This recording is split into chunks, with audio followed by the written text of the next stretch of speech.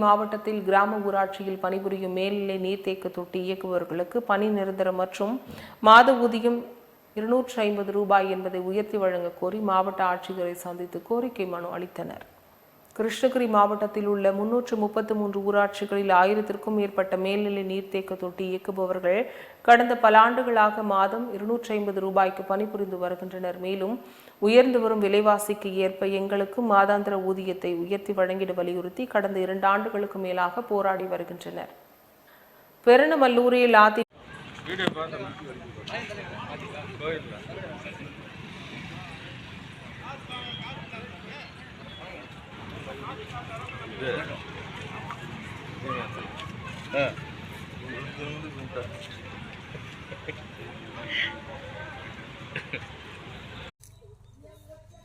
రావకపోతే ఎక్కడ వస్తుంది తెలుసు రామాయణమా.